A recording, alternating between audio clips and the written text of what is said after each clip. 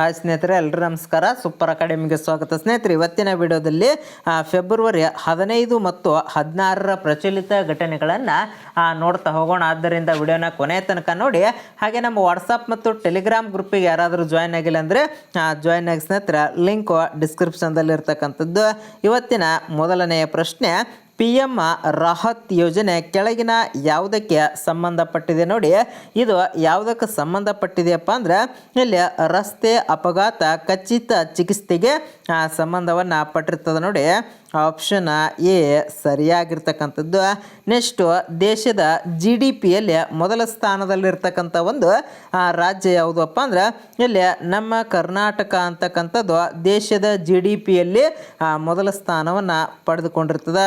Next, ಇತ್ತೀಚೆಗೆ ಸುದ್ದಿಯಲ್ಲಿರ್ತಕ್ಕಂಥ ಅಭಯ 2.0 mission ಯಾವ ಉದ್ದೇಶಕ್ಕೆ ಸಂಬಂಧವನ್ನು ಪಟ್ಟಿದೆಯಪ್ಪ ಅಂದ್ರೆ ಇದು ಮಹಿಳಾ ಸುರಕ್ಷತೆ ಮತ್ತು ಸಬಲೀಕರಣಕ್ಕೆ ಸಂಬಂಧಪಟ್ಟಿರ್ತಕ್ಕಂಥ ಒಂದು ಮಿಷನ್ ಆಗಿರ್ತದೆ ನೋಡಿ.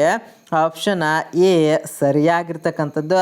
ನೆಕ್ಸ್ಟ್, ಅದೇ ರೀತಿ 4ನೆಯ ಪ್ರಶ್ನೆ, ಕರ್ನಾಟಕದ ಯಾವ ಜಿಲ್ಲೆಯಲ್ಲಿ ಇತ್ತೀಚೆಗೆ ಬೃಹತ್ ನ್ಯಾನೋ ಫರ್ಟಿಲೈಸರ್ ಘಟಕವನ್ನು ಉದ್ಘಾಟಿಸಲಾಯಿತಪ್ಪ ಅಂದ್ರೆ ಇದು ಧಾರವಾಡದಲ್ಲಿ ಉದ್ಘಾಟನೆಯನ್ನು ಮಾಡಲಾಗಿರ್ತಕ್ಕಂಥದ್ದು. ನೆಕ್ಸ್ಟು 5ನೆಯ ಪ್ರಶ್ನೆ, ಸುದ್ದಿಯಲ್ಲಿರ್ತಕ್ಕಂಥ ಡಿಜಿಟಲ್ ಕೃಷಿ ವರದಿಯ ಒಂದು ಮುಖ್ಯ ಪ್ರಯೋಜನ ಏನಪ್ಪ ಅಂದ್ರೆ ಇಲ್ಲಿ ಬೆಳೆ ಹಾನಿಯ ನೈಜ ಸಮಯದ ಅಂದಾಜು ಅಂತಕ್ಕಂಥದ್ದು ನೋಡಿ. ಆಪ್ಷನ್ ಬಿ ಸರಿಯಾಗಿರ್ತಕ್ಕಂಥದ್ದು ಈ 5ನೆಯ ಪ್ರಶ್ನೆಗೆ. ನೆಕ್ಸ್ಟು 6ನೆಯ ಪ್ರಶ್ನೆ, ವಿಶ್ವದ ಅತಿ ದೊಡ್ಡ ಕೃತಕ ಬುದ್ಧಿಮತ್ತೆ ಸಂಶೋಧನಾ ಕೇಂದ್ರ ಎಲ್ಲಿ ಉದ್ಘಾಟನೆಯನ್ನು ಮಾಡಲಾಯಿತು ಅಪ್ಪ ಅಂದ್ರೆ ಇದು ಸಿಂಗಾಪುರದಲ್ಲಿ ವಿಶ್ವದ ಅತಿ ದೊಡ್ಡ AI ಉದ್ಘಾಟನೆಯನ್ನು ಮಾಡಲಾಗಿರ್ತಕ್ಕಂಥದ್ದು ನೋಡಿ. ಆಪ್ಷನ್ ಸಿ ಸರಿಯಾಗಿರ್ತಕ್ಕಂಥದ್ದು. ಇನ್ನು ಭಾರತದ ಯಾವ ರಾಜ್ಯವು ಸಂಪೂರ್ಣ ಡಿಜಿಟಲ್ ಸಾಕ್ಷರತೆ ಸಾಧಿಸಿದ ಒಂದು ಮೊದಲ ರಾಜ್ಯವಾಗಿದೆಯಪ್ಪ ಅಂದ್ರೆ ಇಲ್ಲಿ ಕೇರಳ ಅಂತಕ್ಕಂಥದ್ದು ಸಂಪೂರ್ಣವಾಗಿ ಡಿಜಿಟಲ್ ಸಾಕ್ಷರತೆಯನ್ನು ಸಾಧಿಸಿರ್ತಕ್ಕಂಥ ಭಾರತದ ಒಂದು ಮೊದಲ ರಾಜ್ಯ ಆಗಿರ್ತದೆ. ನೆಕ್ಸ್ಟು 8ನೆಯ ಪ್ರಶ್ನೆ, ಇತ್ತೀಚಿನ ವರದಿಯಂತೆ ಭಾರತದ ಯಾವ ನಗರವು ಅತಿ ಹೆಚ್ಚು ತ್ಯಾಜ್ಯ ಉತ್ಪಾದಿಸುವ ನಗರವಾಗಿ ಮೊದಲ ಸ್ಥಾನದಲ್ಲಿದೆಯಪ್ಪ ಅಂದ್ರೆ ಇಲ್ಲಿ ಮುಂಬೈ ಅಂತಕ್ಕಂಥದ್ದು ತ್ಯಾಜ್ಯದಲ್ಲಿ ಮೊದಲ ಸ್ಥಾನದಲ್ಲಿ ಇರ್ತಕ್ಕಂಥದ್ದು. ನೆಕ್ಸ್ಟು 9ನೆಯ ಪ್ರಶ್ನೆ, 2026ರ ಬಜೆಟ್ನಲ್ಲಿ ಘೋಷಿಸಲಾದ ಬ್ಲೂ ಎಕಾನಮಿ 3.0 ಯೋಜನೆಯ ಪ್ರಮುಖ ಆದ್ಯತೆ ಯಾವುದಪ್ಪ ಅಂದ್ರೆ ಇಲ್ಲಿ ಸಮುದ್ರದ ಆಳದ ಖನಿಜ ಮತ್ತು ಪರಿಶೋಧನೆ ಮತ್ತು ಕರಾವಳಿ ಪ್ರವೇಶೋದ್ಯಮ ಅಂತಕ್ಕಂಥದ್ದು ನೋಡಿ. Option B ಸರಿಯಾಗಿರ್ತಕ್ಕಂಥದ್ದು. ನೆಕ್ಸ್ಟ್, ಅದೇ ರೀತಿ 10ನೆಯ ಪ್ರಶ್ನೆ, ಭಾರತದ ಯಾವ ನೆರೆಯ ರಾಷ್ಟ್ರವು ತನ್ನ ನೂತನವಾಗಿರ್ತಕ್ಕಂಥ ಸಂವಿಧಾನದ ಕರಡನ್ನು ಸಾರ್ವಜನಿಕ ಚರ್ಚೆಗೆ ಬಿಡುಗಡೆ ಮಾಡಿದೆಯಪ್ಪ ಅಂದ್ರೆ ಇಲ್ಲಿ ಯಾವುದು ಬಿಡುಗಡೆ ಮಾಡಿದೆ ನೋಡಿ. ಭಾರತದ ಒಂದು ನೆರೆಯ ರಾಷ್ಟ್ರ ನೇಪಾಳಲ್ಲಿ ಬಿಡುಗಡೆಯನ್ನು ಮಾಡಲಾಗಿರ್ತದೆ ನೋಡಿ. ಆಪ್ಷನ್ ಡಿ ಸರಿಯಾಗಿರ್ತಕ್ಕಂಥದ್ದು ಈ 10ನೆಯ ಪ್ರಶ್ನೆಗೆ. ನೆಕ್ಸ್ಟು 11ನೆಯ ಪ್ರಶ್ನೆ, ಇತ್ತೀಚೆಗೆ ಉದ್ಘಾಟನೆಯಾದ ಭಾರತೀಯ ಸಾಗರ ಸಮ್ಮೇಳನ 2026ರ ಒಂದು ಮುಖ್ಯ ವಿಷಯ ಯಾವುದಾಗಿತ್ತು ಅಪ್ಪ ಅಂದ್ರೆ ಇಲ್ಲಿ ಸುಸ್ಥಿರ ಸಾಗರ ಮತ್ತು ಪ್ರಾದೇಶಿಕ ಭದ್ರತೆ ಅಂತಕ್ಕಂಥದ್ದು ನೋಡಿ. Option B ಸರಿಯಾಗಿರ್ತಕ್ಕಂಥದ್ದು.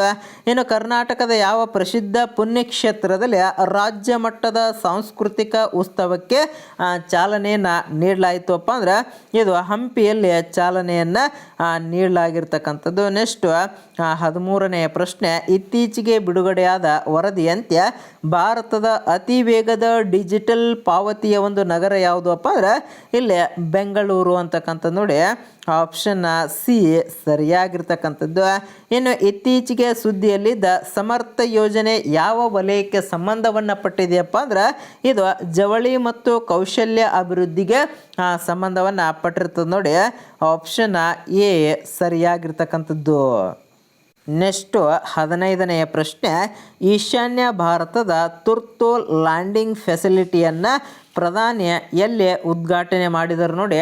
ಇದನ್ನು ಎಲ್ಲಿ ಉದ್ಘಾಟನೆಯನ್ನು ಮಾಡ್ತಾರಪ್ಪ ಅಂದ್ರೆ ಅಸ್ಸಾಮಿನ ಮೋರನ್ ಅಂತಕ್ಕಂಥ ಒಂದು ಪ್ರದೇಶದಲ್ಲಿ ಉದ್ಘಾಟನೆಯನ್ನು ಮಾಡ್ತಾರೆ. ನೆಕ್ಸ್ಟು 16ನೇ ಪ್ರಶ್ನೆ, ನಿರುದ್ಯೋಗಿ ಮಹಿಳೆಯರಿಗೆ ಮತ್ತು ಮಂಗಳಮುಖಿಯರಿಗೆ ಮಾಸಿಕ ಪಿಂಚಣಿ ನೀಡಲು ಸ್ತ್ರೀ ಸುರಕ್ಷಾ ಯೋಜನೆಯನ್ನು ಪ್ರಾರಂಭ ಮಾಡಿರ್ತಕ್ಕಂಥ ಒಂದು ರಾಜ್ಯ ಯಾವುದಪ್ಪ ಅಂದರೆ ಇದು ಕೇರಳ ರಾಜ್ಯ ಪ್ರಾರಂಭವನ್ನು ಮಾಡಿರ್ತದೆ ನೋಡಿ. ಕೇರಳ ಬಹಳ ಸುದ್ದಿಯಲ್ಲಿರ್ತದೆ, ಆದ್ದರಿಂದ ಅದರ ಕಡೆ ಹೆಚ್ಚಿನ ಲಕ್ಷ್ಯವನ್ನು ಕೊಡಬೇಕಾಗ್ತದೆ ನೋಡಿ. ಕೇರಳ ಯಾವುದೇ ಒಂದು ಮೊದಲು ಆಗಿರ್ಬೋದು ಹೆಚ್ಚಿನ ಒಂದು ಡೆವಲಪಲ್ಲಿ ಕೇರಳ ಇರ್ತದೆ ನೋಡಿ. ಹಿಂದಿನ ಪರೀಕ್ಷೆಗಳಲ್ಲಿ ಕೂಡ ಕೇರಳದ ಬಗ್ಗೆ ಅತಿ ಹೆಚ್ಚು ಪ್ರಶ್ನೆಗಳನ್ನು ಬಂದಿರತಕ್ಕಂಥದ್ದು. ಆದ್ದರಿಂದ ಎಲ್ಲವನ್ನು ಕೂಡ ನೀವು ಗಮನದಲ್ಲಿಟ್ಕೊಂಡು ಓದಬೇಕಾಗ್ತದೆ. ಮೇನ್ ಹಿಂದಿನ ಪ್ರಶ್ನೆ ಪತ್ರಿಕೆಯನ್ನು ನೀವು ಬಹಳ ಎಚ್ಚರಿಕೆಯಿಂದ ನೋಡಬೇಕಾಗ್ತದೆ. ಇನ್ನು ವಿಶ್ವದಲ್ಲಿ ಭಾರತ ಎಷ್ಟನೇ ಅತಿ ದೊಡ್ಡ ಅಣೆಕಟ್ಟು ವ್ಯವಸ್ಥೆಯನ್ನು ಉಳ್ಳಿರ್ತಕ್ಕಂಥ ಒಂದು ರಾಷ್ಟ್ರವಾಗಿದೆಯಪ್ಪ ಅಂದರೆ ಇಲ್ಲಿ 3ನೇ ಒಂದು ವ್ಯವಸ್ಥೆಯನ್ನು ಹೊಂದಿರತಕ್ಕಂಥದ್ದು ನೋಡಿ. 3ನೇ ಒಂದು ಮಟ್ಟದಲ್ಲಿ ಇರ್ತಕ್ಕಂಥದ್ದು ಆಪ್ಷನ್ ಸಿ ಸರಿಯಾಗಿರ್ತಕ್ಕಂಥದ್ದು. ಇನ್ನು ಅಂತಾರಾಷ್ಟ್ರೀಯ ಮಕ್ಕಳ ಕ್ಯಾನ್ಸರ್ ದಿನ ಎಂದು ಯಾವಾಗ ಆಚರಣೆಯನ್ನು ಮಾಡ್ತಾರಪ್ಪ ಅಂದರೆ ಇಲ್ಲಿ ಫೆಬ್ರವರಿ 15ರಂದು ಆಚರಣೆ ಮಾಡ್ತಾರೆ ನೋಡಿ. ಪ್ರತಿಯೊಂದು ಎಕ್ಸಾಮಲ್ಲಿ ಒಂದು ಅಂಕದ ಪ್ರಶ್ನೆ ಈ ದಿನಾಚರಣೆಗಳ ಬಗ್ಗೆ ಫಿಕ್ಸ್ ಆಗಿರ್ತದೆ. ಆದ್ದರಿಂದ ಯಾವುದೇ ಕಾರಣಕ್ಕೂ ನೆಗ್ಲೆಕ್ಟ್ ಮಾಡಬೇಡಿ. ಸ್ವಲ್ಪ ಡಿಫಿಕಲ್ಟ್ ಇರ್ತಕ್ಕಂಥದ್ದನ್ನು ಒಂದು ಪದೇ ಪದೇ ಒಂದು ವಾರಕ್ಕೆ ಒಂದು ಸಾರಿ ನೋಡ್ತಕ್ಕಂಥ ಒಂದು ವ್ಯವಸ್ಥೆಯನ್ನು ಮಾಡ್ಕೊಳ್ಳಿ. ಇತ್ತೀಚೆಗೆ ಸುದ್ದಿಯಲ್ಲಿರ್ತಕ್ಕಂಥ ಸಾಗರ ಕವಚ 2026 ಎಂಬುದು ಯಾವುದಕ್ಕೆ ಸಂಬಂಧಪಟ್ಟಿದೆಯಪ್ಪ ಅಂದ್ರೆ ಇದು ಕರಾವಳಿಯ ಭದ್ರತಾ ವ್ಯಾಯಾಮಕ್ಕೆ ಸಂಬಂಧವನ್ನು ಪಟ್ಟಿರ್ತದೆ ನೋಡಿ. Option D ಸರಿಯಾಗಿರ್ತಕ್ಕಂಥದ್ದು. ನೆಕ್ಸ್ಟ್, ಇತ್ತೀಚೆಗೆ ನಿಧನರಾದ ಪ್ರಸಿದ್ಧ ಸಾಹಿತಿ ಡಾಕ್ಟರ್ ಶಿವಾನಂದಪ್ಪ ಅವರು ಕೆಳಗಿನ ಯಾವ ಸಾಹಿತ್ಯ ಪ್ರಕಾರಕ್ಕೆ ಒಂದು ಹೆಚ್ಚಿನ ಕೊಡುಗೆಯನ್ನು ನೀಡಿದ್ದಾರೆಪ್ಪ ಅಂದರೆ ಇಲ್ಲಿ ವಚನ ಸಾಹಿತ್ಯ ಮತ್ತು ಸಂಶೋಧನೆಗೆ ಹೆಚ್ಚಿನ ಕೊಡುಗೆಯನ್ನು ನೀಡಿರ್ತಾರೆ ನೋಡಿ. ಇತ್ತೀಚೆಗೆ ನಿಧನ ಆದವ್ರ ಬಗ್ಗೆನೂ ಕೂಡ ಪ್ರತಿಯೊಂದು ಎಕ್ಸಾಮಲ್ಲಿ 1 ಅಂಕದ ಪ್ರಶ್ನೆ ಇರ್ತದೆ. ಇಲ್ಲಿ ಅತ್ಯಂತ ಪ್ರಮುಖ ಇರ್ತಕ್ಕಂಥವ್ರನ್ನ ಒಂದು ಸಾರಿ ಬರೆದಿಡ್ತಕ್ಕಂಥ ಒಂದು ವ್ಯವಸ್ಥೆಯನ್ನು ನೀವು ಕೂಡ ಮಾಡಬೇಕಾಗ್ತದೆ. 1 ವರ್ಷದೊಳಗೆ ಯಾರೆಲ್ಲ ಒಂದು ಪರೀಕ್ಷೆ ಯಾವಾಗ ನಡೀತದೆ ಆದರೆ ಆ ಒಂದು ವರ್ಷದ ಹಿಂದೆ ಯಾರೆಲ್ಲ ಒಂದು ನಿಧನರಾಗಿದ್ದಾರೆ ಅವ್ರ ಬಗ್ಗೆ ಸ್ವಲ್ಪ ಮಾಹಿತಿಯನ್ನು ಕಲೆಕ್ಟ್ ಮಾಡಿ ನಾನು ಆಲ್ರೆಡಿ ಎಲ್ಲ ವಿಡಿಯೋದಲ್ಲಿ ಹೇಳ್ತಾ ಬಂದಿದ್ದೇನೆ. ಒಂದು ಸಾರಿ ಪ್ಲೇಲಿಸ್ಟಿಗೆ ಚೆಕ್ ಮಾಡಿದ್ರಿಯಪ್ಪ ಅಂದ್ರೆ ನಿಮಗೆ ಗೊತ್ತಾಗ್ತದೆ. ನೆಕ್ಸ್ಟು 21ನೇ ಪ್ರಶ್ನೆ, ಹೆಲ್ತ್ ಇಂಡೆಕ್ಸ್ 2026ರ ಒಂದು ವರದಿಯಲ್ಲಿ ಭಾರತದ ಯಾವ ರಾಜ್ಯವು ಮೊದಲ ಸ್ಥಾನವನ್ನು ಪಡೆದುಕೊಂಡಿದೆ ನೋಡಿ. ಇಲ್ಲಿ ಯಾವ ಒಂದು ರಾಜ್ಯ ಮೊದಲ ಸ್ಥಾನವನ್ನು ಪಡೆದುಕೊಂಡಿದೆಯಪ್ಪ ಅಂದರೆ ಇಲ್ಲಿ ಕೇರಳ ಅಂತಕ್ಕಂಥದ್ದು ಮೊದಲ ಸ್ಥಾನವನ್ನು ಪಡೆದುಕೊಂಡಿರ್ತದೆ. ಇನ್ನು ಸುದ್ದಿಯಲ್ಲಿರ್ತಕ್ಕಂಥ ಧರ್ಮ ಗಾರ್ಡಿಯನ್ನ ಸಮರಾಭ್ಯಾಸ ಭಾರತ ಮತ್ತು ಯಾವ ದೇಶದ ನಡುವೆ ನಡೆಯುತ್ತದೆಯಪ್ಪ ಅಂದರೆ ಇದು ಜಪಾನ್ ಮತ್ತು ಭಾರತದ ಮಧ್ಯೆ ನಡೆದಿರ್ತಕ್ಕಂಥದ್ದು ನೋಡಿ. ಆಪ್ಷನ್ ಒಂದು ಡಿ ಸರಿಯಾಗಿರ್ತಕ್ಕಂಥದ್ದು. ಇನ್ನು ಯಾವ ರಾಜ್ಯ ಸರ್ಕಾರ ನಮ್ಮ ಶಾಲೆ ನಮ್ಮ ಹೆಮ್ಮೆ ಎಂಬ ಅಭಿಯಾನವನ್ನು ಪ್ರಾರಂಭಿಸಿತು ಅಪ್ಪ ಅಂದರೆ ಇಲ್ಲಿ ಹಿಮಾಚಲ ಪ್ರದೇಶ ಇದನ್ನು ಆರಂಭ ಮಾಡಿರ್ತಕ್ಕಂಥದ್ದು ನೋಡಿ. ಆಪ್ಷನ್ ಡಿ ಸರಿಯಾಗಿರ್ತಕ್ಕಂಥದ್ದು. ಇನ್ನು ಭಾರತದ ಯಾವ ರಾಜ್ಯವು ತನ್ನ ನೂತನ ಗ್ರೀನ್ ಎನರ್ಜಿ ಪಾಲಿಸಿ 2.0ವನ್ನು ಅಧಿಕೃತವಾಗಿ ಜಾರಿಗೆ ತಂದಿದೆಯಪ್ಪ ಅಂದರೆ ಇಲ್ಲಿ ನಮ್ಮ ಕರ್ನಾಟಕ ರಾಜ್ಯ ಅಧಿಕೃತವಾಗಿ ಜಾರಿಗೆ ತಂದಿರತಕ್ಕಂಥದ್ದು. ಇನ್ನು ಕೊನೆಯ 25ನೇ ಪ್ರಶ್ನೆ, ಇದಕ್ಕೆ ಸರಿಯಾಗಿರ್ತಕ್ಕಂಥ ಉತ್ತರವನ್ನು ಕಮೆಂಟ್ ಮಾಡಿ. ಇವಾಗ ಪ್ರಚಲಿತದಲ್ಲಿ ಈ ಸುದ್ದಿನೂ ಕೂಡ ಇರ್ತಕ್ಕಂಥದ್ದು, ಆಲ್ರೆಡಿ ಇದರ ಬಗ್ಗೆನೂ ಕೂಡ ಪ್ರಶ್ನೆ ಆಗಿರ್ತಕ್ಕಂಥದ್ದು. ಇಲ್ಲಿ ಮಹಾತ್ಮ ಗಾಂಧಿಯ ಜಲ ವಿದ್ಯುತ್ ಕೇಂದ್ರ ಯಾವ ನದಿಗೆ ಅಡ್ಡಲಾಗಿ ನಿರ್ಮಾಣವನ್ನು ಮಾಡಲಾಗಿದೆ ಅಂತಕ್ಕಂಥದ್ದನ್ನು ಕಮೆಂಟ್ ಮಾಡ್ತೀರಾ ಅಂತ ತಿಳ್ಕೊಂಡು ಈ ವಿಡಿಯೋನ ಇಲ್ಲಿಗೆ ಮುಗಿಸ್ತಾ ಇದ್ದೇನೆ. ಜೈ ಹಿಂದ್, ಜೈ ಕರ್ನಾಟಕ.